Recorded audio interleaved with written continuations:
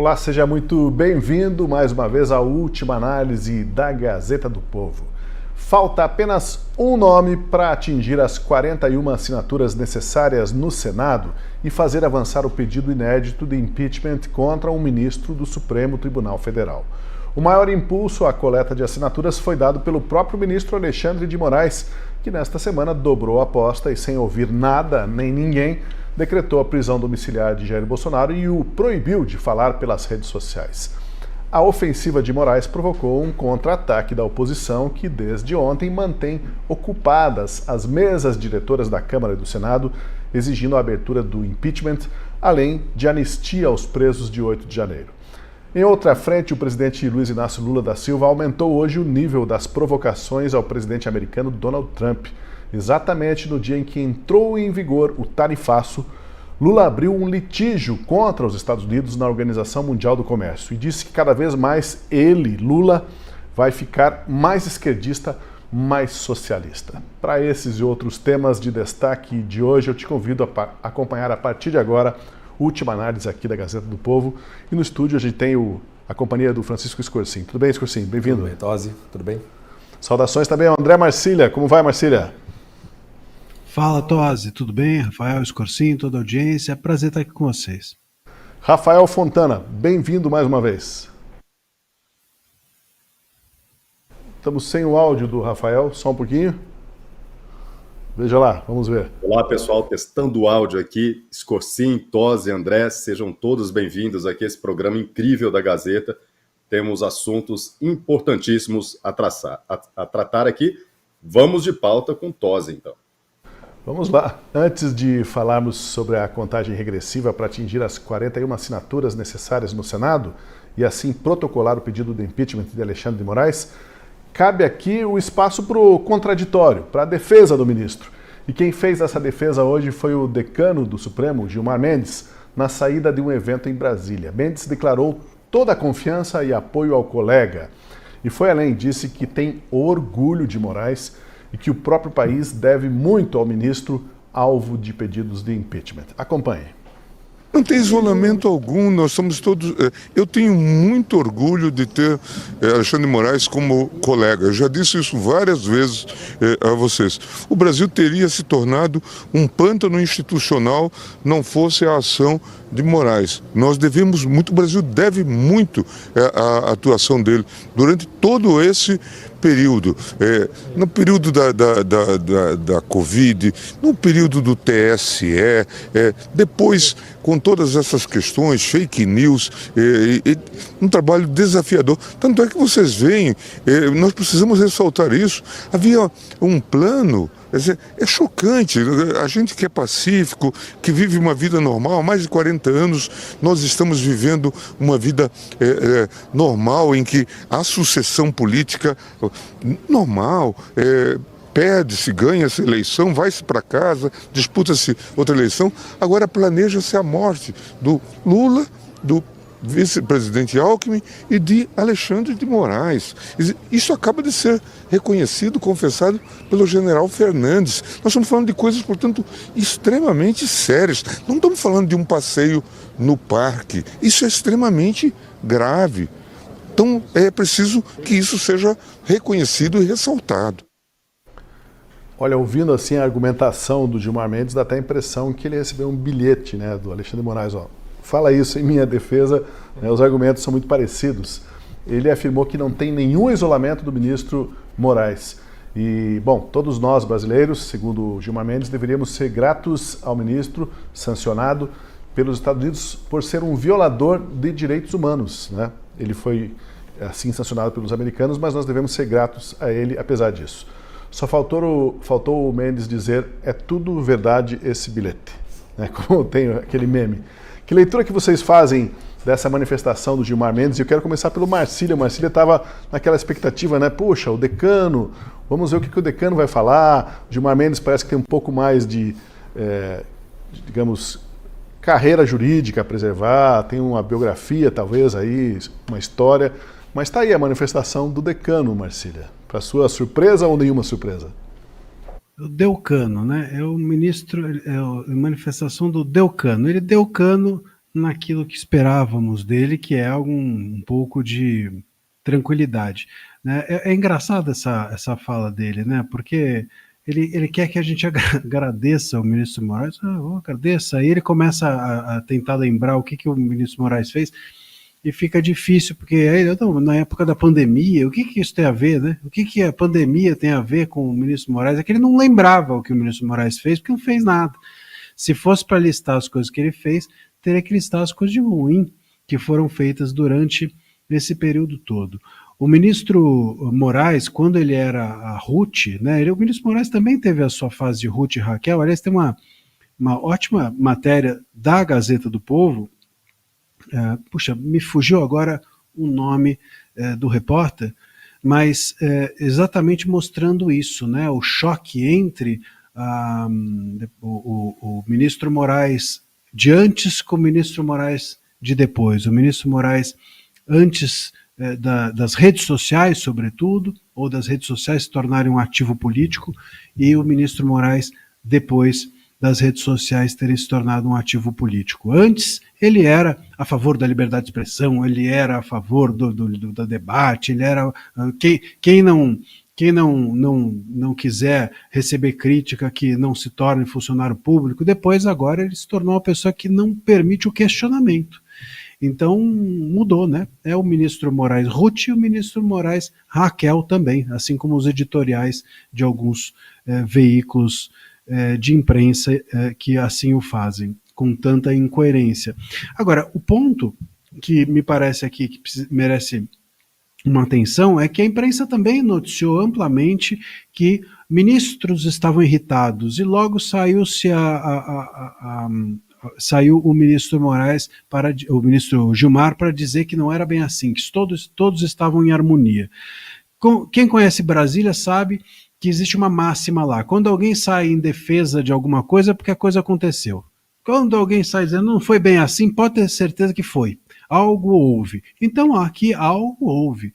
Com certeza o ministro Gilmar não sairia a público dizendo em defesa do Moraes se não tivesse havido realmente uma irritação de alguém ou de algumas pessoas, alguns ministros com a decisão dele a respeito do Bolsonaro. Dizem que os ministros que se irritaram com o Moraes foi um ministro, foi o próprio Gilmar. Bom, se é isso, ele agora está tentando disfarçar. Se foram outros, ele está tentando salvar ali o núcleo duro. Alguma coisa aconteceu, alguma irritação existe, há algum racha no reino da Dinamarca. Fontana, como é que você vê essa manifestação do Gilmar Mendes? Ele fez um compilado de argumentos ali, né? Citou até as fake news, que nós devemos muito ao Alexandre de Moraes pelo combate às fake news. O Marcílio deixou escapar o comentário sobre esse serviço prestado pelo Moraes para a sociedade brasileira, Marcílio. Grande serviço. Serviço nenhum, né? O Marcílio já disse muito bem que Moraes teve um lado Ruth, outro Raquel. O Gilmar Mendes também. O Gilmar Mendes, anos atrás, havia dito que o PT tinha roubado bilhões para ficar no governo até 2034. Ou seja, a conta, ele disse isso muito tempo atrás, ou seja, a conta já estava feita, porque 2034, teoricamente, a gente tem eleições presidenciais, né? Então o PT tinha feito o pé de meia para se manter até 2034. Nós temos várias provas da Lava Jato, por exemplo, de que isso aconteceu. Gilmar Mendes mudou de opinião. Agora, na segunda-feira, foi interessante, porque eu já tinha levantado com alguns assessores, antes de entrar aqui na Gazeta, bem em primeira mão, de que havia ministros insatisfeitos, indignados com a decisão do Moraes e que ele estava isolado por uma ala do STF. Depois veio a velha mídia, com 24 horas de atraso, afirmou a mesma coisa. Inclusive, salvo engano, foi manchete da Folha de São Paulo. E aí o Gilmar, ele vem com esse conjunto de feitos do Alexandre de Moraes, que nós deveríamos agradecer. Talvez ele esteja se desculpando. E o que o Gilmar Mendes diz no microfone não é o que ele diz com o microfone desligado. Isso a gente já sabe há muitos anos no STF. Não que ele seja o fiador de alguma coisa, e nem que ele queira ficar no lugar, assumir as funções do Alexandre de Moraes quando ele sair com esse impeachment que está chegando. O favorito do PT, do Lula, é Flávio Dino para assumir essas funções, mas Flávio Dino não está também tão interessado em ser um magníssimo. Mas temos já 8 sancionados no STF, aqueles que perderam o visto, e um sancionado, Magnitsky, que é o Moraes. Nós vamos ver esta semana como é que eles se comportam e o que vai ser anunciado pelo governo americano. Tivemos também, claro, o depoimento do Mike Pence hoje, que é muito importante, e acho que a gente vai comentar aqui na frente, mas Gilmar Mendes me soa muito mais como, olha, deixa eu fingir que a coisa tá boa, mas não tá. A verdade é que tem muita gente insatisfeita dentro do STF. E as ameaças de Alexandre de Moraes não ecoam mais com tanta força do que uma semana atrás, do que um mês atrás. Tosi. Escorsim, o Gilmar Mendes disse que o Brasil teria se tornado um pântano institucional. Foi essa expressão que ele usou, se não fosse a ação de Moraes. Ora, se não já viramos um pântano institucional, o que foi que a gente virou depois disso, né, no judiciário brasileiro, né? Já não é um pântano? Exatamente. Eu gostaria, confesso que eu gostaria de viver nesse mundo encantado do Gilmar Mendes, né? Porque nessa fala tão curta, ele traz um histórico de 40 anos de gente pacífica neste país, né? E se a gente voltar nesses 40 anos, se nós formos ver as próprias eleições, o próprio contexto dos governos, né? Tivemos o primeiro presidente depois da Constituição, impeachment do Collor. A oposição que foi o PT, se não me engano, na segunda eleição, quando o Fernando Henrique é eleito, acho que no dia 2 de janeiro já tinham protocolado não sei quantos pedidos de impeachment também, já no começo do governo, sem ter fato algum. Durante o governo petista nós tivemos a crise do mensalão, que pegou os altos escalões do governo Lula. Tivemos aí toda a questão que aconteceu com a Dilma, tivemos aquela eleição lá de 2013, 2014, em que acusavam Aécio Neves e o PSDB de serem os fascistas e os nazistas da vez. É só recuperar essa gente pacífica, né? Que não agride, não ataca ninguém. Tivemos todas as dimensões da Lava Jato. O que nos faz assim, essa gente pacífica vivendo calmamente esses últimos 40 anos simplesmente não existiu. Simplesmente isso é uma fantasia do ministro Moraes. E a segunda coisa é assim, se evitou um pântano institucional, e ele retrocede, né? Ele coloca a coisa dentro da pandemia, mas na verdade essas ações começaram muito antes, porque a pandemia começa em 2020 e o famoso inquérito do fim do mundo começou em 2019, né? Então, se o país iria virar um pântano institucional e evitou, né? O que o ministro Moraes fez foi impedir até mesmo a possibilidade de existir algum pântano, porque em pântano ainda tem vida, né? O que se fez hoje em dia foi literalmente acabou-se qualquer possibilidade de vida institucional, porque hoje em dia nós estamos literalmente num deserto institucional no qual não se tem para onde ir, né? Se incendeia, precisa se incendiar o Senado e a Câmara para se conseguir ser ouvido, literalmente falando, né? E a gente está nesse jogo de narrativas numa pré-guerra civil, porque as guerras elas começam com contexto de linguagem, quando você recusa escutar o outro lado, né? E quando você recusa escutar o outro lado, você fica 2 surdos, vai ter que ser na base da força, né? E nós estamos chegando muito perto disso, né? A coisa está escalando de maneira muito mais perigosa. E eu concordo com a Marcília. Se a Mônica, acho que foi a Mônica Bergamo, né, quem publicou, que pelo menos tornou, o Rafael trouxe antes, mas ela que tornou na grande imprensa, né? Falou assim, se a Mônica Bergamo está dizendo que tem gente que está insatisfeita e não é o ministro Moraes, segundo o próprio ministro Moraes, né? Então a coisa ainda é pior, porque significa que o ministro Moraes deve estar tão sozinho, né, quanto ele apareceu em vários eventos. Não sei se vocês lembram dos vários fotos e vídeos que aparecem o ministro Moraes nos convescotes e não tem quem converse com ele. Ele fica olhando para cá, olhando para lá. Ninguém vai dar um abraço, né, oferecer um quitute, alguma coisa para ele. O ministro Moraes fala, o ministro Mendes, né, talvez, se ele está tão firme assim com o ministro Moraes, provavelmente ele vai morrer abraçado com o ministro Moraes, porque o contexto está todo indicando para isso. Se não for isso, né, ele está dizendo em público algo que ele não está dizendo em privado, né? Não me parece ser coisa de gente pacífica fazer essas coisas. Vou aproveitar esse momento. Se você estivesse numa festa com o ministro Moraes, qual quitute você ofereceria para ele? enroladinho de Vina, pode ser? Vina para nós curitibanos. Se fosse No jogo do sobremesa, Corinthians ofereceram cartão de crédito para ele não gostou. se fosse sobremesa, você ia oferecer dois amores, né? Dois amores. Eu ofereceria um rocambole. Também. Ou algum Eu me caranguejo calo, eu do não pântano, tenho- né? Eu não tenho um advogado do nível do Marcília para me defender. Vou ficar Melhor não falar. Pois olha, nessa nossa conversa aqui sobre a situação dos ministros e a manifestação dos ministros, agora do Gilmar Mendes em defesa do Moraes, dizendo que está tudo normal, tudo normal. Engraçado que ele fala, parece que com o pitch ali um pouco mais lento do que o normal de uma pessoa falar. Então é sempre curioso e um pouco engraçado quando ele fala, né? Mas ele está falando sério, na verdade. Bom, hoje mesmo saiu, né, o Scorsin chamou a atenção nossa aqui, uma manifestação do Departamento de Estado americano, que é mais um alerta, né, Scorsin? Conta pra gente aí, vamos mostrar o tweet aí, a publicação no X. Agora há pouco. Agora há pouco. Mostra pra nós lá, Scorsin. Não, o ministro Moraes é alto funcionário para a diplomacia pública, né? Não temos o nome dele aqui. Mas ele reposta um post de ontem do Escritório de Assuntos, né, acho que do Hemisfério Sul. O ministro Moraes é o principal arquiteto do complexo de censura e perseguição direcionada a Bolsonaro e seus apoiadores. Os flagrantes abusos de direitos humanos cometidos por Moraes lhe renderam uma sanção global Magnitsky do presidente Trump. Os aliados de Moraes na Suprema Corte e em outros lugares são fortemente aconselhados a não auxiliar ou encorajar o comportamento sancionado de Moraes. Estamos monitorando a situação de perto. Eu acho que ele podia ter avisado o ministro Gilmar Mendes um pouquinho antes, né? Porque o ministro falou e daí ele sai esse post, né? Fortemente aconselhado a não auxiliar, né? Então eu acho que o ministro Gilmar Mendes está muito ativo no Twitter, né? Então ele deve estar lendo essas postagens. Mas essa postagem ela não é assim ao acaso, Não, fora de nunca não. timing, Não. não planejada. Se nós pegarmos ela obedece, de certa forma, a um ritual do governo americano, né? Desde antes, acho que até da carta do próprio Trump, né?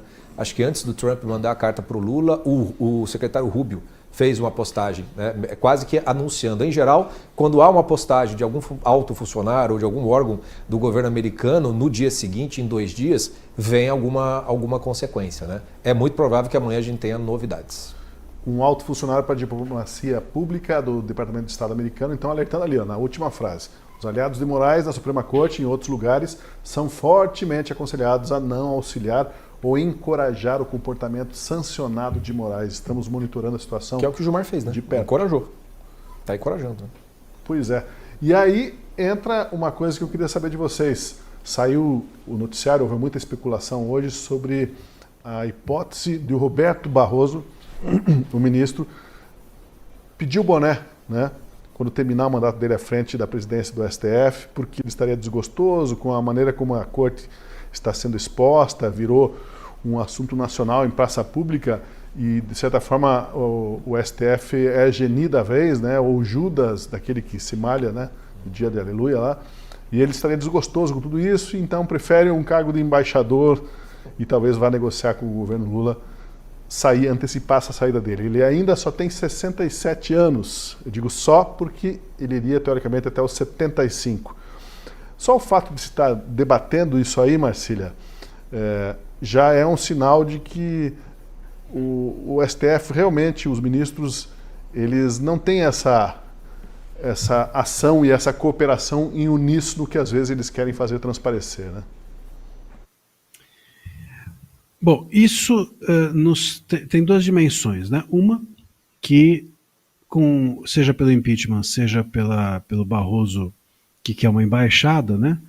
Aliás, me lembra aquela música, Minha Embaixada Chegou, tinha um samba antigo, né? Minha Embaixada Chegou, e eu acho, eu acho que é por aí, a embaixada do samba, já que o Barroso quer uma embaixada e gosta de cantar, ele poderia, tá aí uma boa dica, ele poderia começar agora a cantar, Minha Embaixada Chegou.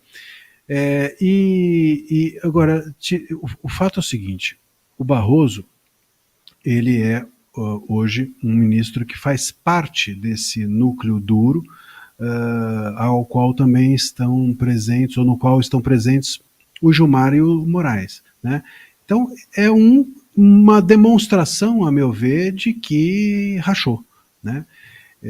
Agora, o Barroso, ele, para além do racha, né, que me parece claro, ele está claramente demonstrando que ele é uma pessoa que ele, tipo, toca a campainha e sai correndo, né?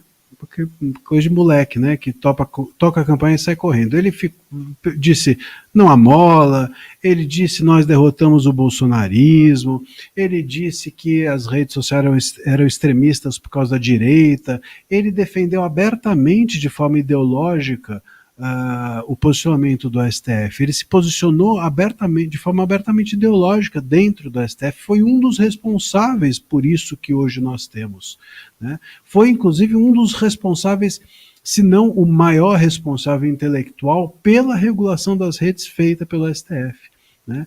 Lembre-se que ele pediu, inclusive, se não me engano, foi ele que pediu vistas e depois a coisa veio um tanto quanto enviesada para o lado que terminou sendo o que hoje a gente chama de regulação das redes.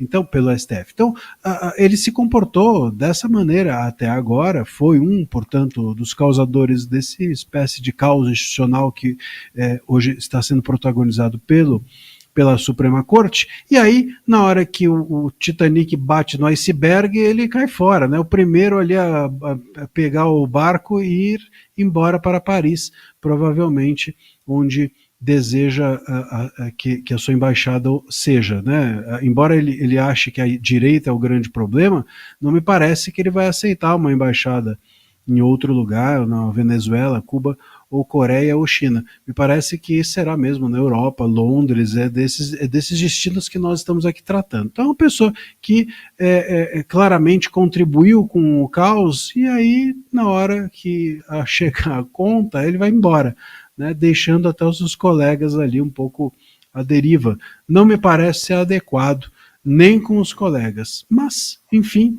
quem sou eu para julgar os julgadores? Agora, Rafael, se ele tem intenção de uma embaixada na Europa, ele tem pressa também, né? Porque os movimentos do Eduardo Bolsonaro e do Paulo Figueiredo nos Estados Unidos, já anunciados, é de que eles vão embarcar para a Europa depois de agosto, depois das férias de verão lá, e vão percorrer vários países para solicitar sanções aos ministros do STF, particularmente ao Alexandre de Moraes, mas talvez também abrindo o leque para outros que estejam seguindo e avalizando o comportamento do ministro. Ou seja, a pressa do Barroso, se ele quer mesmo sair, para pegar logo esse visto diplomático e se instalar numa embaixada lá. Ninguém sabe até hoje, né? Teve um ministro que se manifestou dizendo, lembra quando saiu a lei Magnitsky, dizendo que sempre teremos Paris. Ele negou, o Barroso negou que teria dito isso. Mas alguém mandou para o jornal, né? Mandou uma print da Torre Eiffel, um cartão postal, para o jornal Valor Econômico, dizendo assim, sempre teremos Paris. Mas ele negou que tenha sido ele, né? Ele também negou que ele falou derrotamos o bolsonarismo. Também negou. Ele negou a velha mídia, o Valor é um jornal ridículo, né? Que ecoa o que eles querem fazer parecer. Eles tentaram debochar, o Barroso voltou atrás. Eu tenho uma lista de más notícias para o Barroso. O Brasil hoje tem 5,2 milhões de brasileiros vivendo fora do Brasil, o maior número de toda a história. Nunca chegou a tanta gente assim. O Itamaraty não tem esses números, mas eu faço esse levantamento desde 2009. O Itamaraty, que o Barroso quer fazer parte de uma embaixada, é uma instância horrível. A diplomacia brasileira é uma das piores do mundo, né? É bem sabido entre diplomatas do mundo inteiro.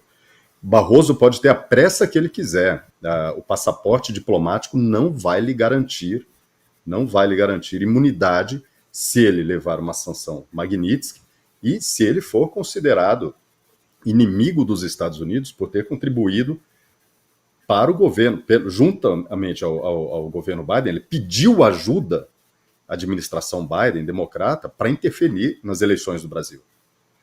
Ele vai se tornar uma pessoa procurada pelos Estados Unidos. Não interessa onde ele estiver. Mais uma coisa para o ministro Barroso, pessoal, eu estou falando a realidade. Não existe um aparato de segurança para embaixador como existe para ministros do STF dentro do Brasil. Fora do Brasil é outra história. Barroso gosta de tomar um café em Paris.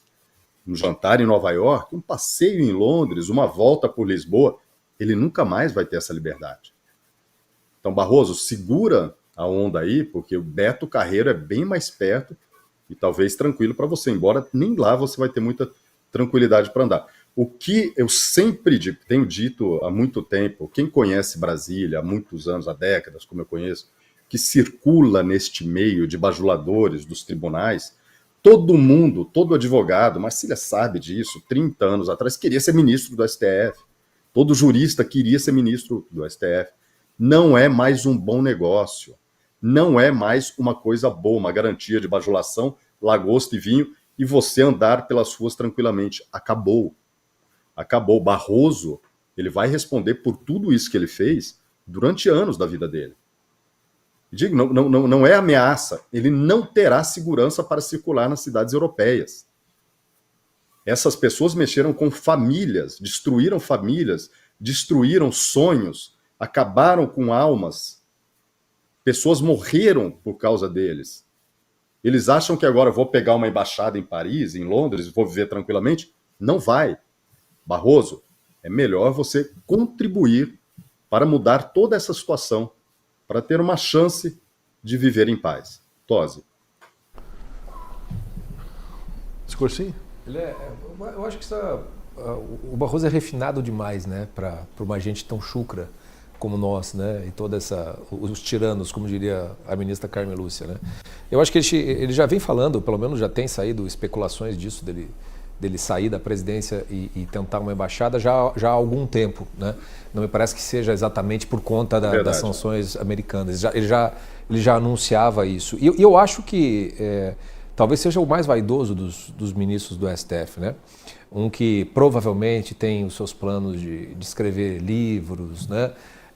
Tem aquela dimensão biográfica que eles gostam tanto de preservar. Eu acho que é um movimento disso. Tem um ponto que até estava esquecendo de citar. O Barroso tem casa em Miami, tem casa na Flórida, costuma ir lá para os Estados Unidos fazer uns cursos em Harvard e tal. Isso deve ter, né, doído nele também, né? Provavelmente ele deve estar com o visto suspenso, né? Isso não foi divulgado, mas foi, né? Sim.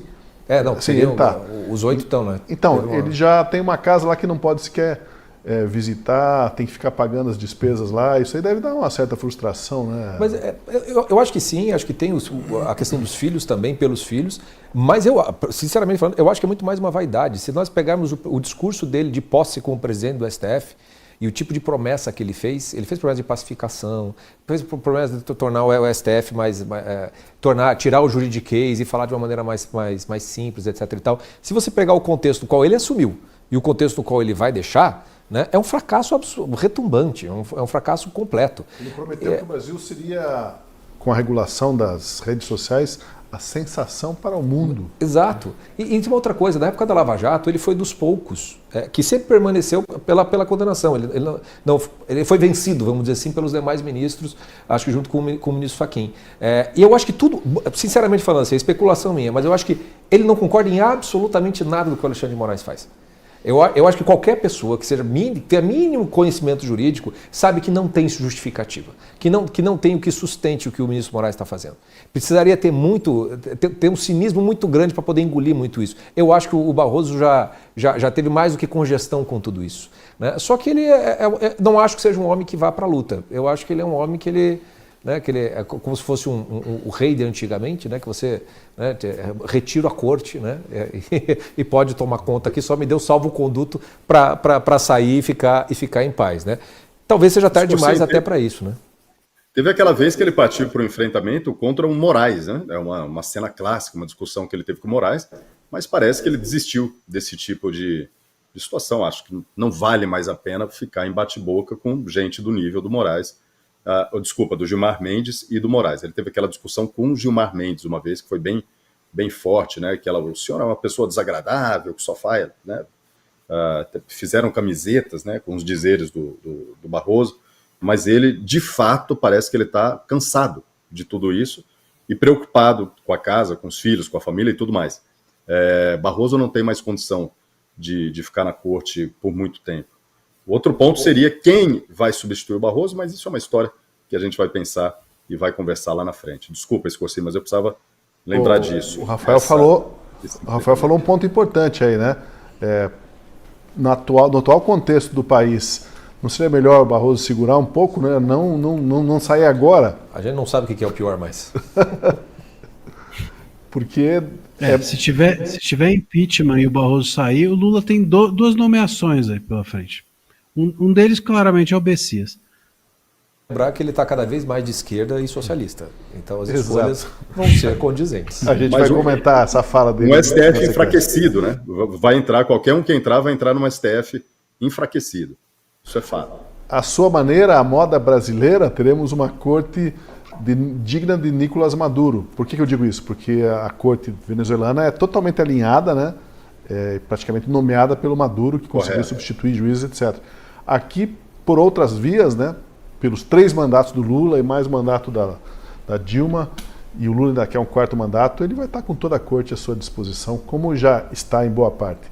Bom, vamos falar sobre o processo de coleta de assinaturas para abrir o pedido de impeachment no Senado contra Alexandre de Moraes. Na conta da oposição, falta somente uma assinatura das 41 necessárias. Provavelmente é questão, então, de horas, talvez dias, quem sabe, para que se atinja esse quórum mínimo. Nunca um ministro do Supremo sofreu impeachment até hoje na história brasileira. Protocolamento do pedido, ou protocolização, como dizem alguns advogados, já será uma vergonha para o Supremo. Vencida essa etapa, no entanto, para avançar, parece que ainda é necessário que o presidente do Senado, Davi Alcolumbre, instale uma comissão especial que vai dar um parecer. E aí eu queria parar nesse ponto. O Alcolumbre, hoje, ele não dá nenhum sinal de que vai instalar essa comissão, muito pelo contrário, né? Esse pedido de impeachment, ele é natimorto, no sentido de que, como disse o ex-deputado Magalhães Pinto, quer dizer, isso é o outro lado, né? Ele parece estar natimorto porque o Alcolumbre não vai, já disse que não vai pautar de jeito nenhum. Mas o Magalhães Pinto, eu queria relembrar o ditado dele, que ele falou certa feita, que a política é como nuvem. Você olha, está de um jeito, olha de novo e já mudou. Tem isso também, Escorsi. É muito difícil. A gente já... É a nossa caverna do dragão, né? Para lembrar o desenho de décadas atrás em que a gurizada fica presa na caverna do dragão e não consegue nunca sair, né? Cada episódio a gente volta para o mesmo lugar. Voltando lá de novo, nós vamos voltar para uma situação de discutir impeachment, né? Dessa vez não de um presidente, mas de um ministro. Mas na prática você depende do presidente, né? do Senado para dar andamento. Quer dizer, toda essa... o que está acontecendo agora tem muito mais uma dimensão simbólica de pressão do que um efeito prático imediato, né? Porque já tem sei lá quantos pedidos de impeachment que, se o presidente quisesse dar encaminhamento, já tinha dado encaminhamento também, né? Então é claro que essa dimensão de pressão interna ela precisa acontecer, né? Então está sendo bem aproveitado, embora tenha até o senador Ciro Nogueira, que foi o primeiro a ser autorizado a visitar o ex-presidente Bolsonaro em casa, está dizendo que não vai assinar porque não vai ter jeito mesmo, não sei o quê, como se a pressão simbólica não tivesse nenhum valor. Mas na prática, esse impeachment só vai sair quando você tiver um poder mais forte pesando mais sobre o Davi Alcolumbre, né? Então, a maior esperança da direita não vem da pressão dos senadores, pode se acorrentar o quanto quiser, embora tenham que fazer isso, e até que enfim fizeram isso. Acho que muito motivados, muito mais, nem tanto pela prisão do Alexandre, mas muito mais pelo que as ruas deram de autorização, vamos dizer assim, no domingo, nas manifestações, mas a força que vem de fora, né? Quer dizer, uma sanção magnística para cima do Alcolumbre pode ter um efeito, ou em outras autoridades, pode ter um efeito de fazer o negócio avançar muito mais rápido do que parece, né? Agora aumentou-se o calor ali do fogo, dessa panela de pressão, né? E esperamos que a gente consiga cozinhar antes que ela estoure, né? Marcília, o que acontece se o Alcolumbre, por acaso, ceder e tendo essas 41 assinaturas da oposição, que aí eles falam, agora não é possível mais, você não estamos pedindo, como eles têm afirmado, não estamos pedindo para que seja votado o impeachment, mas que abra essa comissão para analisar a viabilidade do impeachment. Se ele ceder, Marcília, o que acontece em seguida, né? É todo um processo em que essa comissão vai dar um parecer, depois tem que ser votado em plenário, né? Mas se for votado em plenário, as pessoas estão falando, para ele ser empichado teria que ter 54 votos.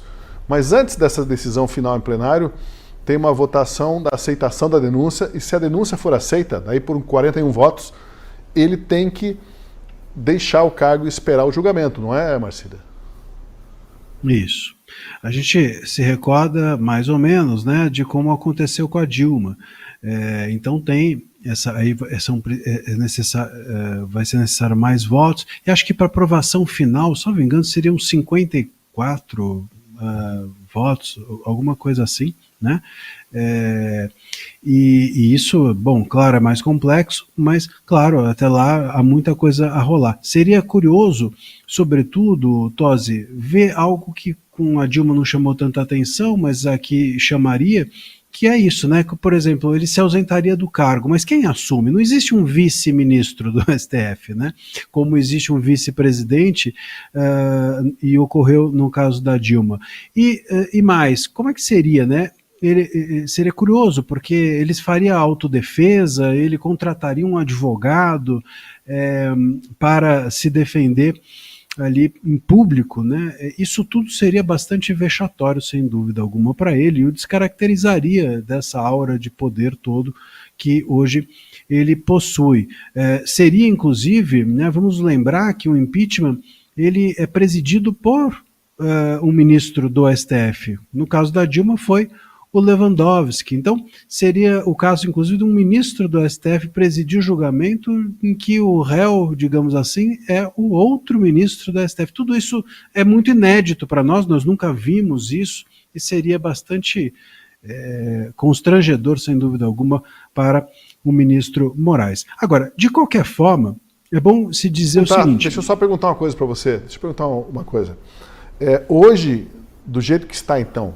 se alcançarem os 41 votos para assinaturas, para protocolar o pedido, e se o Alcolumbre aceita esse pedido, em tese, os 41 que pediram para abrir o processo são os mesmos 41 que votam, e o Moraes teria que ser afastado enquanto aguarda o julgamento final lá no plenário.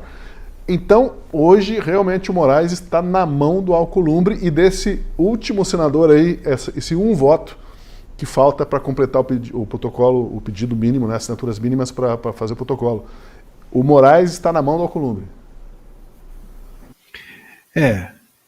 Olha, eu não tenho uma expectativa assim tão definida, pelo seguinte: algumas semanas atrás, o senador Magno Malta disse em um programa, e depois repetiu até aqui, num programa da casa, no Sem Rodeios, que eu fiz essa pergunta, inclusive a ele, por conta dessa outra participação que ele tinha feito, e ele tinha dito que há 7 votos hoje que são a favor do impeachment, mas que na verdade não são, que seriam votos que na hora eles poderiam ser retirados para favorecer o Moraes, que seriam 7 pessoas ou 7 congressistas que estariam fazendo um jogo não muito claro, vamos dizer assim, né? Estariam dando voto para, o que eu entendi, né?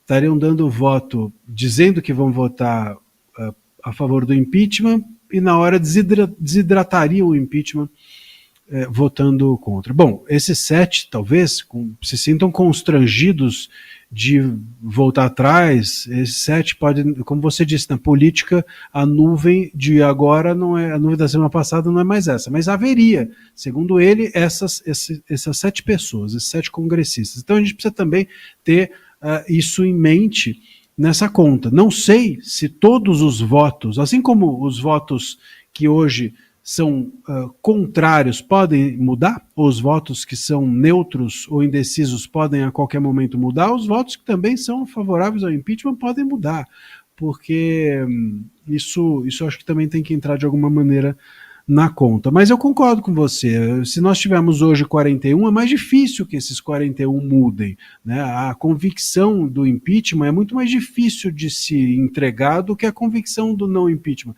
A depender do povo, que em geral vai a favor do impeachment, é difícil acreditar que esses que são hoje contra não possam eventualmente dizer, né, naquele momento de falar, olha, se se é para o Brasil, se é para... A gente conhece como é que é político, né? O cara é contra. Na hora do se é para o Brasil e põe a bandeira do Brasil nas costas, etc., vai lá e diz que... e toca o pau. Então precisamos ter isso em mente. Mas eu me preocupo esses tais 7 mencionados. Será que nós temos mesmo um número suficiente? Agora, Rafael, o ponto que eu queria destacar aqui é que, assim, lembrando a história recente da República Brasileira, uma vez aceita a denúncia, uma vez que a pessoa tem que se afastar do cargo para responder, para aguardar esse julgamento, aí a vaca foi para o brejo em outras circunstâncias, né? Porque daí tem essa mudança das nuvens aí que a gente está falando. Então eu imagino assim que, havendo aceitação, passando por essa fase que é a mais difícil agora, do Alcolumbre chancelar a abertura do processo e colocar para uma comissão, se isso acontecer, for para a votação de comissão, e esses 41 votos, inclusive esses 7 que o Marcílio aí tem dúvida se realmente vão comparecer, vão permanecer a favor do impeachment, se passa nessa fase, aí talvez a vaca vai para o brejo mesmo e os 54 já não são tão inatingíveis como parecem hoje, Fontana. Eu concordo, Tosi. A gente tem vários pontos aí, um deles são as eleições de 2026. Esses senadores, mesmo aqueles que não vão concorrer em 2026, eles são cabos eleitorais. Eles devem muito a vereadores, a deputados estaduais, devem a deputados federais, devem a governadores. Então eles precisam ser cabos eleitorais, no mínimo, tirando aqueles que desejam disputar a eleição, outros serão cabos eleitorais, ou eles estão limados da vida política pública no Brasil para sempre. Tá? É a primeira vez que a gente chega a esse número de 40. Se ele é real ou não, se tem 7 a menos, 5 a menos, é a primeira vez que chegamos ao número de 40, o que já é um indicador bem preciso. E isso que você falou sobre a saída, o afastamento do cargo da pessoa, né, do sancionado Moraes, ele nunca foi um negociador. Ele é uma pessoa de enfrentamento, de intimidação e de coação. Ele vai perder isso que ele tem, e ele vai tentar fazer de outra forma, tá? Por mensagem, por assessores, ele vai tentar, de alguma forma, manter este viés dele, que é bastante autoritário, ameaçando quem quer que seja, com as armas que ele ainda tiver, para poder se manter, se apegar a esse cargo.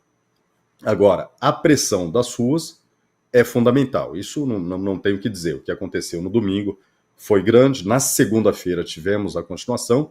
Na terça-feira à noite também, muita gente lá no Espírito Santo, no Rio Grande do Sul, São Paulo, Brasília, tá uma força tremenda. Então essa mobilização popular é interessante porque vem uma pesquisa e diz assim, olha, tá tudo igual, as pessoas na verdade são a favor da prisão de Bolsonaro.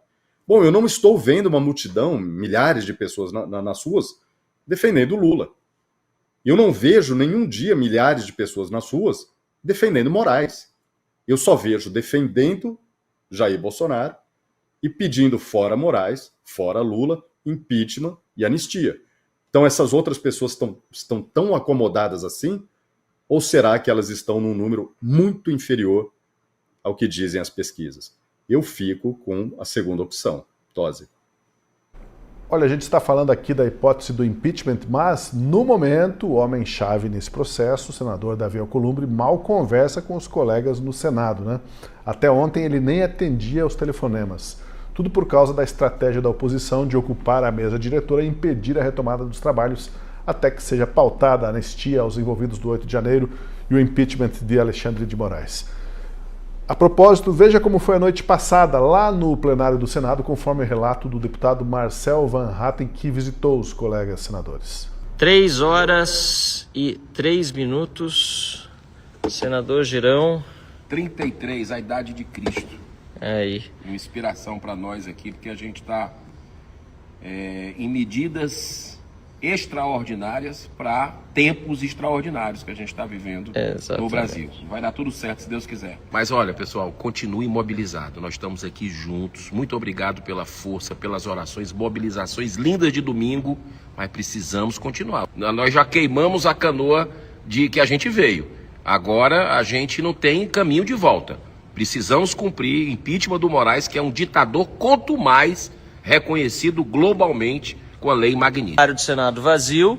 Aliás, eu quero fazer um comentário. Quando eu passei mais cedo aqui, eu soube, depois de ter chegado para falar com vocês, que tinha sido apagada a luz aqui do Senado da República. Eu fico pensando quem é que pode ter uma mentalidade tão pequena a ponto de achar que senadores que estão enfrentando tudo que é tipo de restrição, tem um senador com tornozeleira eletrônica, enfrentando censura, enfrentando todos esses abusos, defendendo população perseguida, quem achou que apagando a luz vocês iam embora?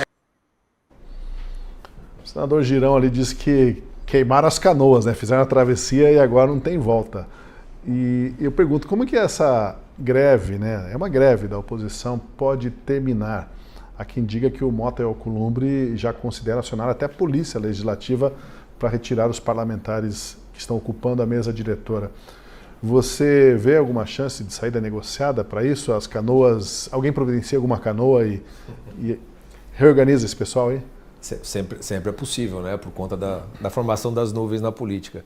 Mas o fato é que talvez a gente tem um texto publicado na Gazeta, acho que até foi do nosso colega do Paulo, que foi sobre a tática do aceleracionismo, que ele está falando mais da tática do Eduardo Bolsonaro, mas que se aplica também para o que o próprio Moraes faz, e eu acho que também agora com essas atitudes dos senadores e dos deputados, que é basicamente assim, você acelera o processo até o ponto de uma ruptura, para que daí alguma mudança efetivamente possa tomar conta.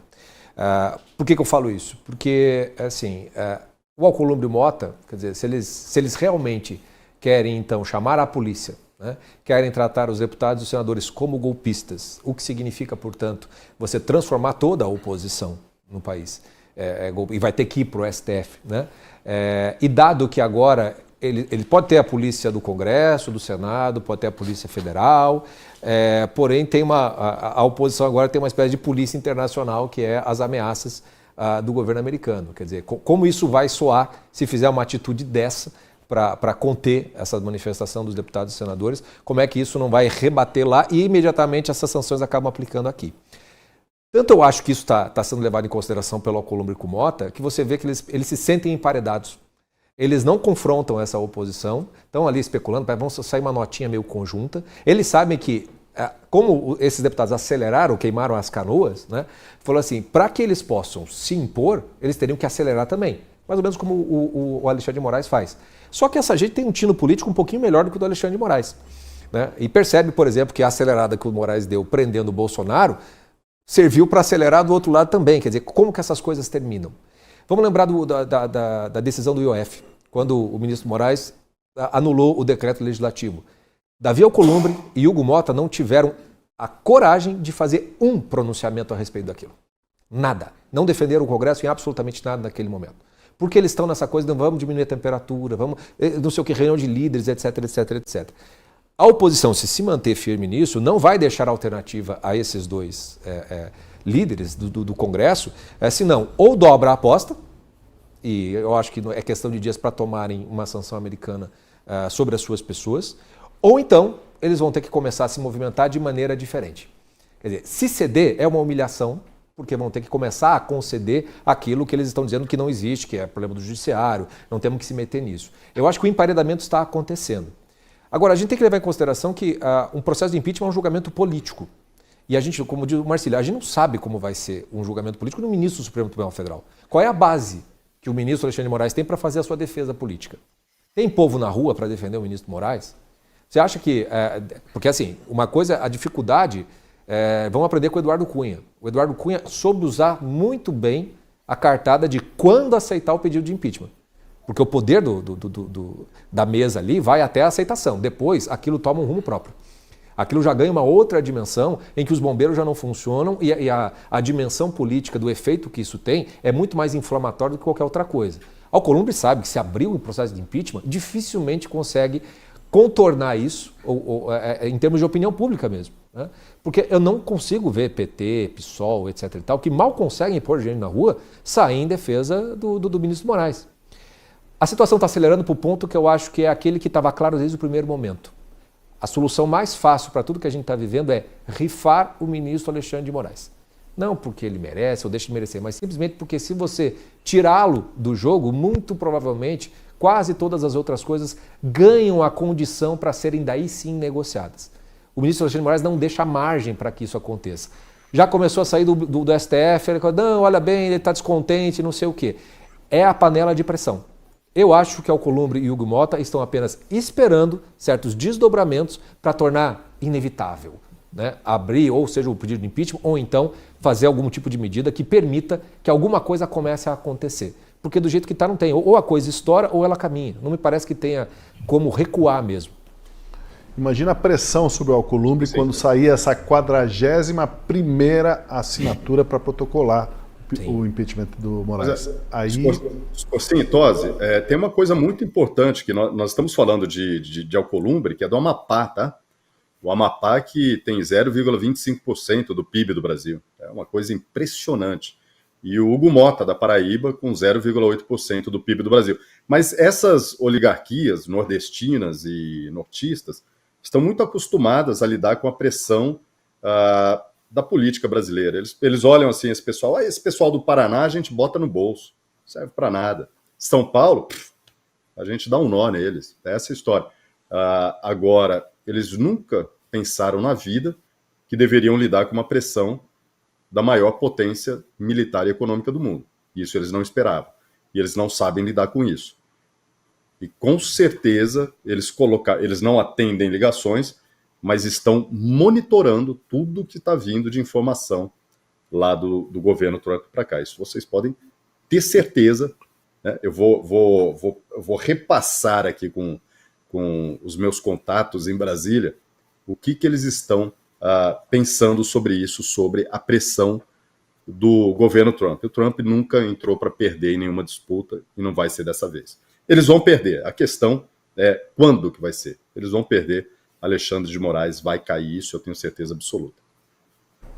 O Tosi, e assim, né, se a gente for pensar, o Scorsin estava falando em rifar o Moraes, né, expurgá-lo, se a gente for pensar, o que seria, né, como seria? Vamos dar uma embaixada também para ele, e para o Alcolumbre aí, vamos também dar uma embaixada. Vai ser difícil a gente achar tanta embaixada para botar esse povo, né? Se eles forem rifados mesmo, né? Eu acho que vai ter gente aí que vai ter que ir para embaixada que não é muito bacana, né? Talvez ali... Deve ter vaga, Marcília, deve ter vaga no BRICS, né? Como uma diretoria adjunta, lá junto com a Dilma. Mas lá é bom, hein? Lá é prêmio. Lá é prêmio. Cai para cima, né? Como costuma acontecer com esse pessoal. Deixa eu convidar você que está acompanhando o nosso debate, nossa conversa aqui, e convidá-lo para ser assinante da Gazeta do Povo, o jornal de quem acredita num país mais livre, com valores, justiça e com futuro. Sim, nós podemos ter um futuro melhor. Hoje já são mais de 140 mil assinantes que mantêm esse nosso trabalho vivo, mas a gente precisa de mais gente com coragem para seguirmos em frente. Se você acompanha a nossa programação aqui no YouTube, chegou a hora de também apoiar. Assine agora e a oportunidade é mesmo especial. Apenas R$1 por mês nos 3 primeiros meses.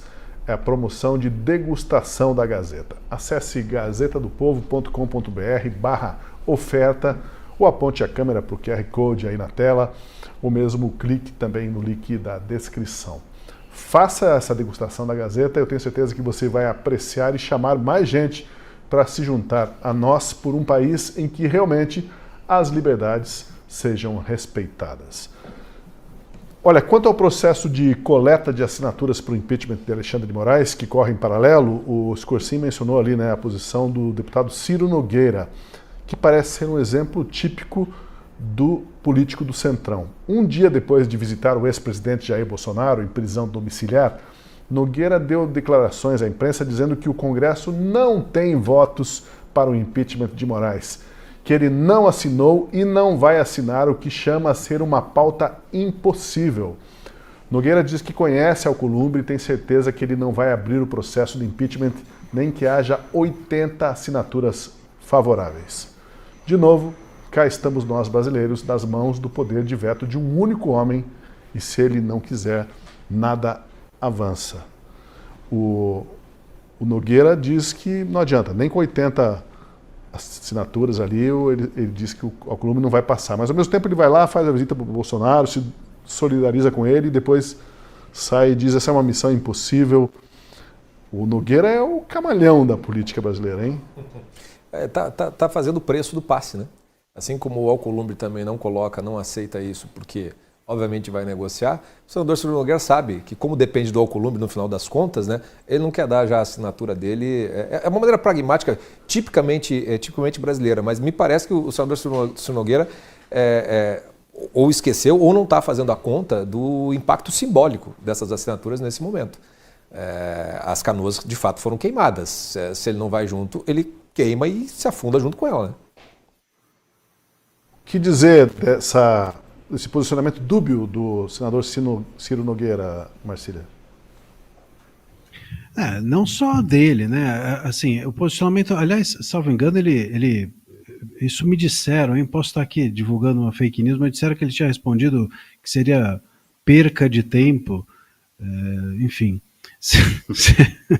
E talvez por isso esse seja o possível alinhamento com Moraes, né? Tem ali um alinhamento gramatical.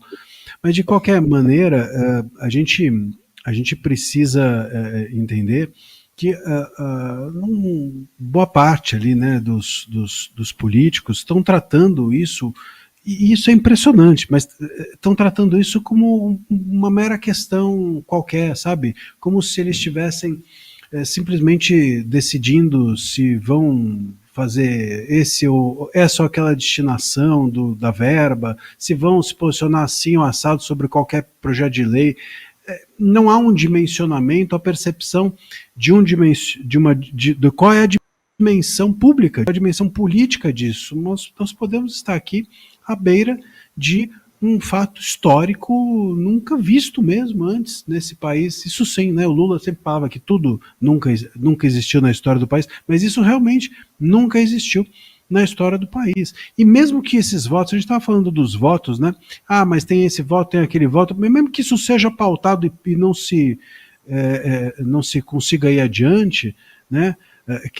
Fazendo uma referência aí à frase anterior, mesmo que adiante se perda, a gente precisa entender que foi já histórico, terá já sido muito relevante, porque pode ser que em algum momento a oposição faça a conta de não querer dar essa nomeação para o Lula.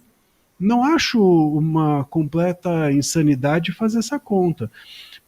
Se eu dessa... Porque veja só, o ministro Moraes, se ele for impeachmentado, quem for nomeado pelo Lula vai herdar o acervo dele. O acervo, portanto, então, do processo do golpe, até mesmo, se até lá não for julgado. Se até lá for julgado, vai ter sido julgado inteiro, o Moraes vai sair correndo para julgar. Imagina, essa é uma outra questão interessante, hein? Se começar a rolar o impeachment, todo esse processo que a gente estava dizendo, né, de nomeia esse, nomeia aquele e tal, e ele vai sair correndo para julgar o processo do golpe, ou ele vai deixar isso parado? Então, isso pode ser que em algum momento a oposição não queira estressar essa corda e queira levar isso, prorrogar isso para outra legislatura. Com outra cabeça, eu diria, esses senadores pode ser que não queiram fazer isso justamente para se reelegerem ou para que isso seja um motivo de confiança política, enfim. Então, a gente tem um cenário aberto. Agora, eu entendo a questão política e entendo essa avaliação política e esse exame da questão. Agora, me parece que alguns parlamentares, e é o caso dele, né, do Nogueira, não percebem a dimensão do que nós estamos tratando, não entendem o impacto disso. Parece que estão tratando como qualquer coisa normal. Isso não é só ele.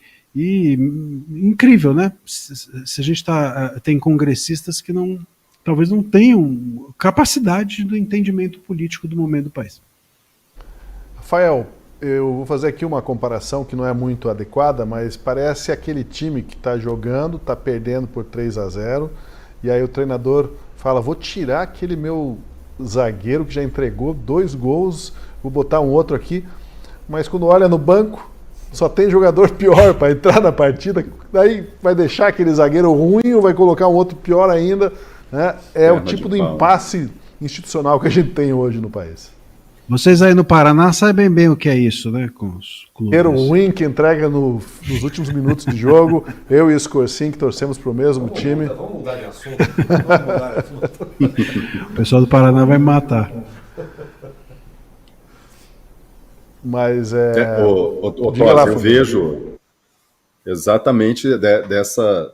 É o que você colocou, Marcília, né, de forma bem precisa. Parece que as pessoas não enxergam o que está acontecendo e não tem opção, plano B. Acontece que quando a pessoa chega na presidência do Senado, o Alcolumbre já foi, o Hugo Mota é a primeira vez, existe um séquito, né? Eles têm à disposição deles mais de 100 assessores, somando tudo, né? O que eles já têm na liderança, mais na mesa diretora, mais na presidência, mais no gabinete, eles têm um número que supera 100 assessores, que ficam bajulando, e fica aquela vozinha, né? Você está fazendo tudo certo, continua, vai lá. Pô, parabéns, você é bom mesmo, hein? Bom, eles não estão enxergando a realidade nesse momento e que, de novo, a coisa não está acontecendo somente no Brasil, está acontecendo em outros países. Outros países que estão de olho no Brasil. A Argentina de Milei, aí pertinho do sul do Brasil, está fazendo um trabalho excelente.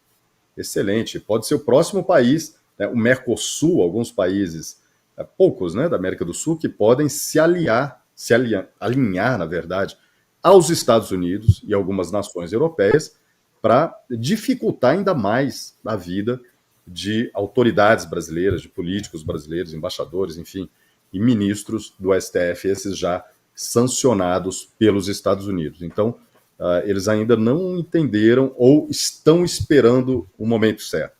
O Ciro Nogueira, né, disse que não vai assinar. Por que ele foi visitar o Bolsonaro? Qual o motivo? O que eles conversaram de fato?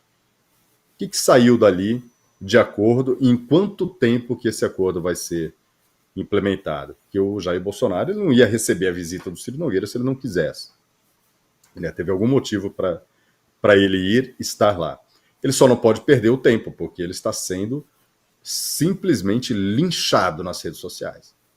Está sendo linchado e 2026, depois de tudo que nós vimos hoje na Comissão de Relações Exteriores da Câmara dos Deputados, 2026 não será como 2022. Então essas pessoas precisam, de fato, de apoio, de votos para continuarem no jogo político. Se eles vão continuar senador ou ministro, ou o que quer que seja, para eles continuarem na vida pública e no jogo político, eles vão precisar de apoio de verdade, de pessoas, de votos e de lideranças do Brasil inteiro. Tosi. Fazer um comentário, né, Marcelo? Não, rapidamente, um conselho, talvez, né, aqui para o Mota, Alcolumbre, todos esses parlamentares que têm esse séquito de assessores que os bajulam, mais de 100 pessoas só bajulando e tal. O meu conselho é que se casem.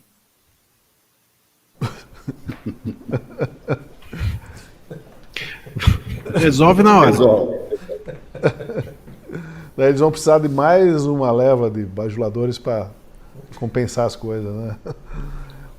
Enquanto a pauta do Congresso segue trancada, vamos voltar o nosso olhar agora para o tarifaço do Donald Trump e a reação do presidente Lula, do governo Lula. Hoje, o presidente Lula, num gesto simbólico, como disseram muitos, acionou os Estados Unidos na Organização Mundial do Comércio, um pedido de consulta que tem alta probabilidade de não dar em nada, visto que a OMC está paralisada desde 2019 e perdeu totalmente a relevância como mediadora no comércio internacional. Faltam árbitros para esses jogos do comércio internacional. Apesar disso, Lula disse que a medida é necessária para marcar posição em defesa do multilateralismo. Em entrevista, Lula disse que não pretende retalhar o tarifaço e citou o ditado de que quando um não quer, dois não brigam.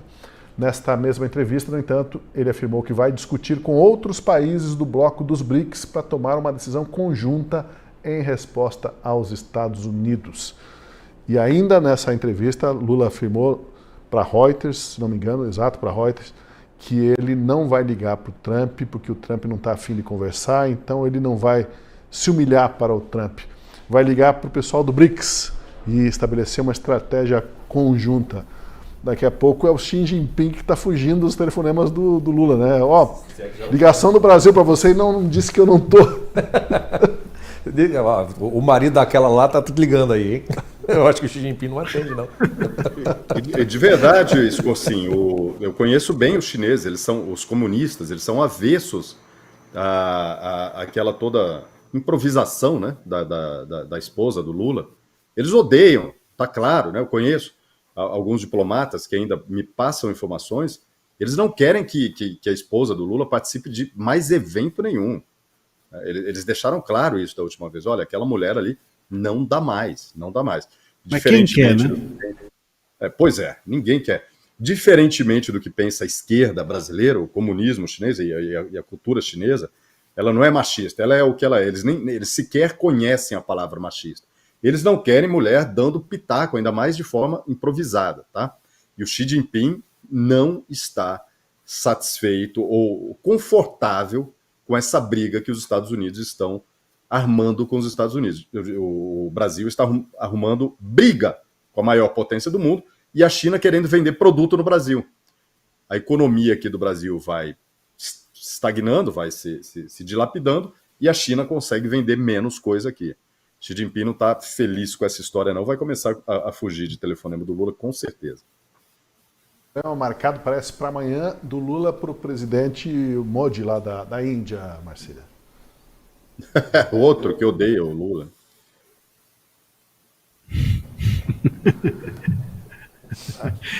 Como será? A gente já tinha, né, a notícia, né? O próprio Lula disse que ninguém queria atender o Alckmin, né? Agora também, ninguém vai querer atender o Lula, vai ficar difícil aí, né? Pelo menos a gente vai economizar em contra-telefone. Alguém lembra de uma música aí de telefone? Não, tem tantas músicas na cultura popular sobre telefonemas, né? Tinha. E sempre o primeiro samba, acho que é pelo telefone. O primeiro samba gravado da história é pelo telefone. Do Donga. Eu me lembro de uma coisa mais popular, assim, mais brega. Tinha uma que falava assim: atenda ao telefone, por favor, meu bem. Eu lembrei dessa música.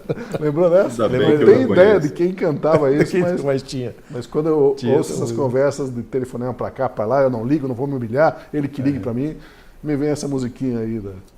Ô Tosi, vamos fazer uma playlist do Última Análise. Só hoje a gente já tem aqui, a gente podia colocar lá depois no como é que chama? Spotify, né? Nas legendas lá. A gente põe a playlist, a gente pode falar, põe a playlist do Última Análise. Recomendações dos comentaristas. Já daria. Vai ser um sucesso. Né? Mas essa coisa dele pedir para os BRICS, não vou me humilhar e tudo mais, fica tudo parecendo briga de escola, né? Onde você tem lá o menino fraquinho que apanha do mais forte, mas sempre tem um irmão mais forte que ele chama para vir bater naquele que era mais forte. Então a gente está mais ou menos na situação que o Donald Trump veio para socorrer o irmão menor, que seria o Jair Bolsonaro, e o Lula, que de corajoso é só na lábia mesmo, né? Fica muito nítido que ele não tem coragem de falar com o Trump, quer dizer, ele morre de medo de ser humilhado, né? Porque uma coisa é você, assim, eu não serei humilhado, mas você pode perfeitamente não ser humilhado, caso o outro venha para te humilhar, você sustentar aquilo ali. Mas ele sabe que não aguenta o tranco. Então, quando ele se volta para os BRICS, é procurar daí algum irmão mais forte para ver se consegue fazer frente com aquilo. Ele deve estar aproveitando o fato de que o Trump aplicou tarifas de 50% escalonadas, né, em 25%, depois 25% para a Índia por comprar diesel da Rússia, algo que provavelmente vai acabar respingando aqui já, porque nós fazemos a mesmíssima coisa numa escala muito menor. Então, ele vai tentar fazer com que os BRICS entrem, né, seja uma defesa conjunta, né, daquilo tudo. Acontece que nenhum dos outros BRICS estão querendo se posicionar como Lula, como o único que está enfrentando Donald Trump. Nenhum deles está fazendo isso.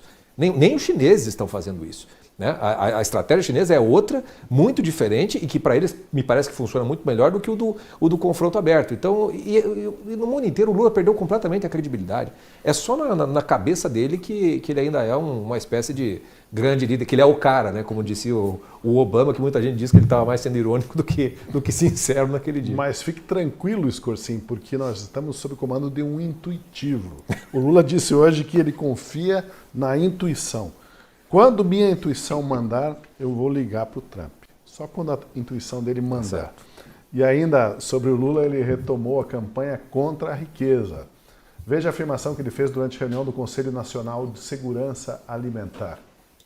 Que eu digo sempre, muito dinheiro na mão de poucos significa pobreza, miséria, prostituição, analfabetismo, desnutrição.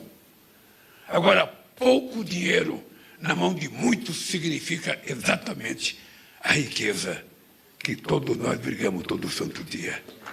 O problema é esse.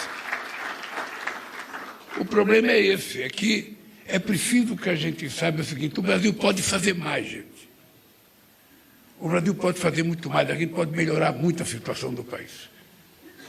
Sabe? A gente pode fazer muito mais coisa do que a gente está fazendo. E esse é o desafio, gente. Esse é o desafio de quem já foi presidente 3 vezes. Porque cada vez mais eu tenho que fazer mais. Significa que cada vez eu vou ficar mais esquerdista, vou ficar mais socialista e vou ficar achando que a gente pode mais. Esse é o dado. Cada vez mais esquerdista, cada vez mais socialista. Só que ele andou falando também do salário de R$46 mil, reclamando que não é aquelas coisas. Ora, o PIB brasileiro per capita é de R$4.600. Se ele quer ser mesmo socialista, então ele que se vire com R$4.600 e distribua o resto que ele ganha para os outros. Não é cada vez mais esquerdista, não é assim que funciona? Ele quer ser socialista, o Tosi, mas ele quer ser o presidente, né? Ele quer ser o dono do país. Ele não quer ser o socialista que vai plantar cana lá em Cuba. Ele quer ser o Fidel Castro, né? Isso fica claro, né? O Che Guevara, aquele negócio. Ele quer ser o herói, né? Fontana. Estamos sem o áudio, teu áudio, Fontana. Desculpa, lembrando aqui o Escocinho citou o Obama, né? Todo comunista quer isso mesmo. Marcília, nenhum comunista fala, eu vou ser comunista para cortar cana em Cuba. Não, ele quer ser o líder, o herói e o que vive bem.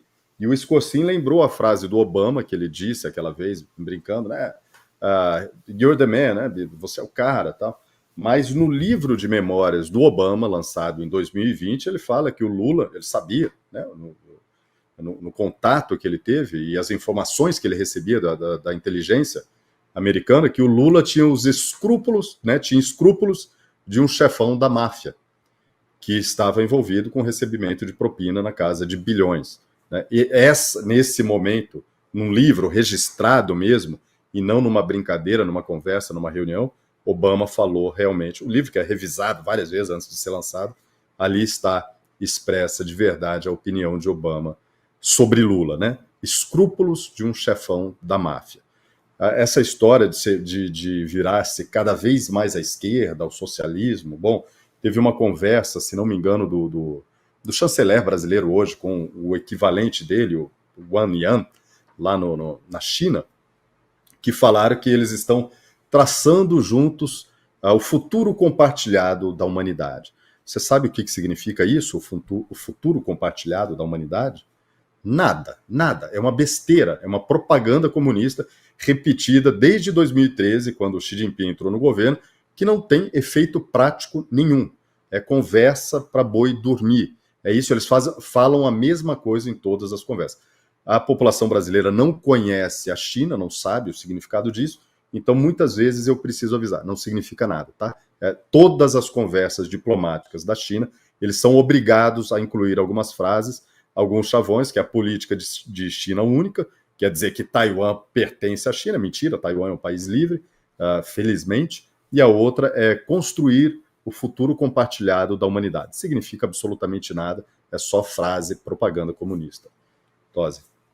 Tem uma notícia que acabou de sair, hein? O presidente da Câmara, Hugo Mota, marcou para daqui a pouquinho, 8h30, a sessão plenária de hoje, e deu o seguinte aviso: os deputados que se recusarem a sair do plenário vão ser retirados pela segurança e vão ter o mandato suspenso imediatamente. Elevou a aposta, dobrou a aposta e vai para o enfrentamento. Algo parecido também vai fazer o Alcolumbre. O Alcolumbre disse que vai fazer uma sessão remota para discutir a ocupação do plenário. Vai talvez também nessa linha do Mota de enfrentar o pessoal da oposição que faz essa greve, essa mobilização. Está aí esse processo de aceleração das coisas, né? É que você falou, esse cursinho, e quando as coisas aceleram e elas colidem, geralmente colidir, trombar num ritmo acelerado não dá coisa boa. O problema tem uma aceleração em que você está no controle do veículo, né? E tem aquela aceleração do caminhão cheio na banguela, numa serra, né? Não vai acabar bem, né? Isso daí. E como combina com a fala do Lula, né? O Lula, já falei aqui algumas vezes, e para mim acho que cada vez mais se confirma que ele faz esse terceiro governo para a sua biografia, não para o Brasil, nem para o PT, nem para a esquerda. Ele faz para si mesmo, né? Então, essa coisa de ser cada vez mais esquerdista e cada vez mais socialista se manifesta claramente nos discursos, se manifesta na sua vestimenta, né? Ele tem usado aquela roupinha vermelha, parece típica que o Chaves usava, o Fidel chegou a usar também. Né? E agora ele fala essa bobajada é pouco dinheiro na mão de muita gente é melhor do que muito dinheiro na mão de pouca gente, como se fosse um tanto de dinheiro e nós temos que distribuir. É isso, né? Nada além disso. Eu confesso que o do Hugo Mota, para mim, ele é um tanto quanto misterioso, né? Porque existem especulações de que haveria alguma carta na manga por parte do Alexandre de Moraes ou do STF ameaçando o pai dele com algumas operações.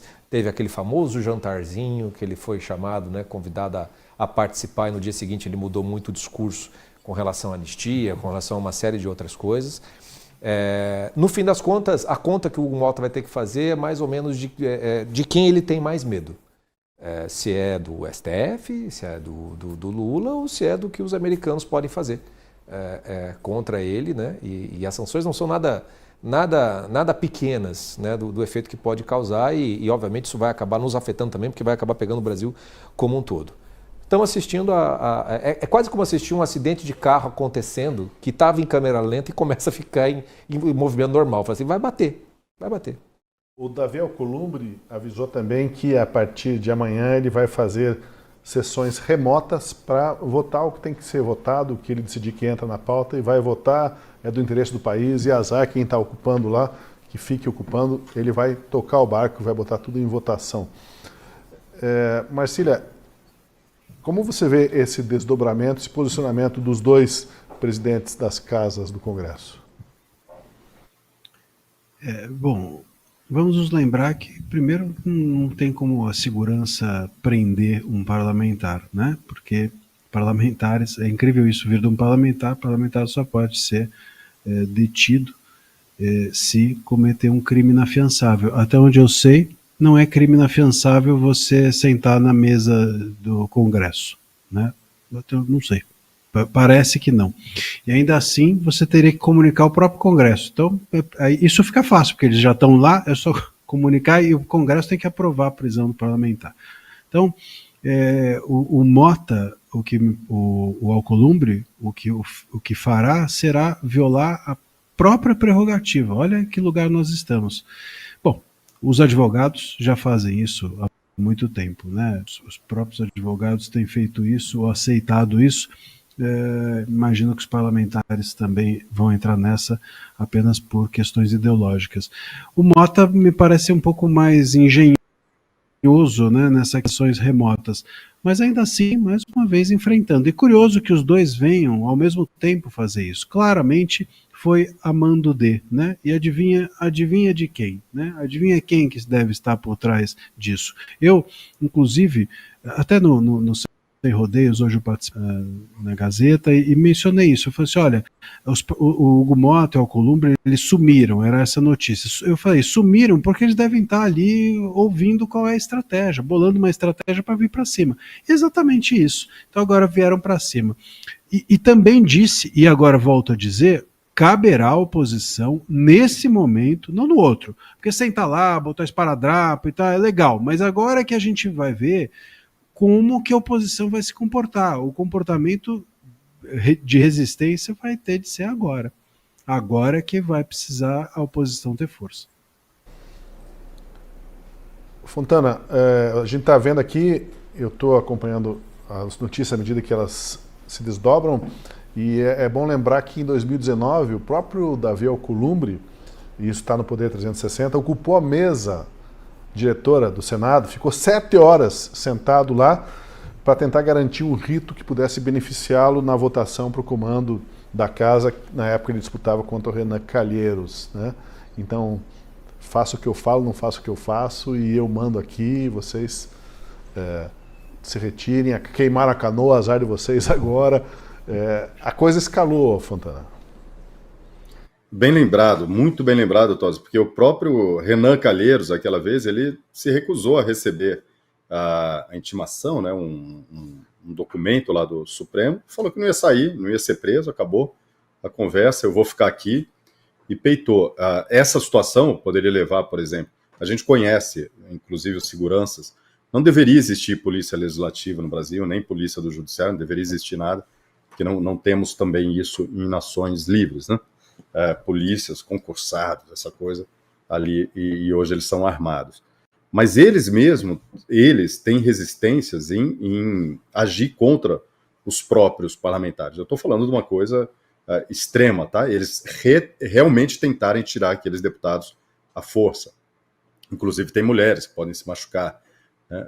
Eles têm uma resistência muito forte em agir contra os próprios deputados federais.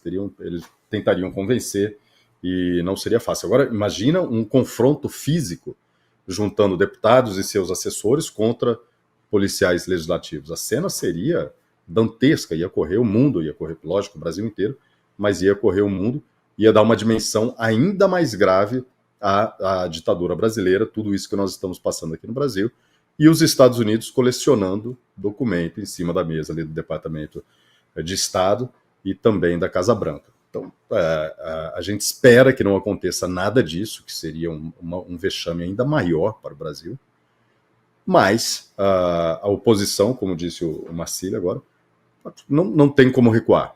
Queimaram a canoa, né? A história da tampinha da garrafinha do uísque, né? Abriram o uísque e jogaram a tampinha fora, agora está com o uísque ali, vai ter que beber ele inteiro. Não adianta, não tem mais como voltar atrás, não há nenhuma forma de recuar. E uma coisa eu digo, a maioria da população brasileira está do lado desses deputados, desses senadores, desses parlamentares que estão defendendo a liberdade do Brasil, estão defendendo, no mínimo, que nós tenhamos eleições livres em 2026. É isso, Tosi. A gente falou no início do programa sobre aquela manifestação do Departamento de Estado americano, né, de que está de olho nos apoiadores do Moraes, nos movimentos que eles fazem. Parece que o Alcolumbre e o Mota já concluíram que deixa para lá o visto americano, que venha também a Magnitsky, resolveram bater no peito e a moda do Lula dizer que vão enfrentar também, inclusive o Trump e quem mais quiser desafiá-los. Quando eles jogam esse embate como se a gente estivesse em guerra com os Estados Unidos, isso é desonesto, né? Porque, na verdade, nós estamos em guerra com nós mesmos, né? Os americanos estão simplesmente colocando assim, ó, o que vocês estão fazendo viola direitos fundamentais, então eu me resguardo o direito de impor sanções, tarifa, não negociar com vocês nesses termos e pressioná-los para que não façam isso e não atinjam nossas empresas, nossos cidadãos aqui. Mas a briga interna aqui é que é para valer, né? O Mota e o Alcolumbre vão ter que dar satisfações à população brasileira e a maior parte do Congresso, até onde eu saiba, teoricamente é um Congresso mais conservador, não é base forte do Lula. O Lula não tem toda essa base do Congresso sólida, né? Ele tem o centrão ali que consegue cooptar, trazer para o lado dele quando necessário, mas teve muitas derrotas nessa legislatura. Então, se for partir para o voto, para briga direta com a oposição, parece que a oposição, nesse ponto, tem um pouco mais de força do que a base do governo, né? Então, nessa embate, como é que chama aquele joguinho que puxa a corda daqui, a cabo de guerra, né? Corda de lá, corda de cá, em tese, a oposição teria um pouco mais de força. O Lula não tem base sólida, mas eu desconfio da solidez do conservadorismo da base oposicionista. Então, até estou surpreso deles terem ficado acordados tanto tempo ali, mantendo a posição, né? Roll the ground ali na Câmara e no Senado, né? Vamos ver o quanto eles vão dar conta disso. Se a gente for prestar atenção no post mesmo, e o que os Estados Unidos falaram, né? Qualquer um que encoraje o ministro Alexandre de Moraes, qualquer um que o auxilie em alguma medida, será sancionado igual. Está muito amplo o que é exatamente esse auxiliar e o que é esse encorajar. Na prática, se for pensar bem, a tomada de decisão do Alcolumbre e do Hugo Mota de sequer dar ouvidos, de sequer... É bom lembrar que o projeto da anistia já está com um pedido de urgência, já foi alcançado. Quer dizer, ele não teria nem o poder de ficar... A urgência foi aprovada pelos deputados, teria que ser colocado para votar, não poderia fazer o que está. Então, ao tomar essas atitudes, do ponto de vista americano, já está dentro do que eles mesmos avisaram que estavam monitorando para aplicar novas sanções. Então, eu não duvidaria que Alcolumbre e Mota sejam sancionados pela Magnitsky, ou pelo menos, provavelmente vem a questão do visto antes, né? Mas se duvidar, eles vão ser sancionados antes dos demais ministros do STF, porque a briga está se deslocando para lá, né? É um debate que a gente vai ver e assistir os desdobramentos desse embate nas próximas horas. E, como a gente disse, aceleraram as coisas e vão para o confronto. O desenho que a gente vê no horizonte não é muito animador, infelizmente, mas é fato que parece que a campanha eleitoral começa antes, né? Nunca tivemos uma campanha tão antecipada como de 2026. Já estamos assistindo a campanha e o Lula assumindo uma posição de quem está no palanque já há algumas semanas, Marcília. Isso houve essa mudança de chave, né? Aquela história de que o Sidônio Palmeira falou para ele não improvisar, foi-se, né? Ele agora simplesmente está em campanha e improvisando como nunca improvisou. Eu não sei se ele está em campanha eleitoral ou em campanha em favor da própria biografia. Eu acho que ele já se conformou que vai sair, está tentando contar uma história bonita, que ele enfrentou o imperialismo, essas bobagens que ele acredita e vende para a sua claque. Agora, eu não acho, sobre isso de hoje, eu sinceramente acho que nas próximas horas, posso estar errado, hein? Mas amanhã vocês me cobrem. Mas eu acho que não vai acontecer nada. O que eu acho que amanhã a gente vai estar aqui falando de uma decisão do ministro Moraes que mandou alguma coisa a respeito do que está acontecendo lá dentro. É nesse lugar que eu acho que a coisa vai. De novo vai desembocar não tem como peitar, não. De novo vai desembocar na caneta do Moraes. Será, Fontana? Olha, a caneta do Moraes já não tem mais tanta tinta assim. Mas, né, tudo que vem dali é imprevisível, vamos esperar. Eu espero, de fato, que isso não aconteça, mas que os Estados Unidos devem se posicionar essa semana, isso até sexta-feira, eu não tenho dúvida que alguma coisa vai sair.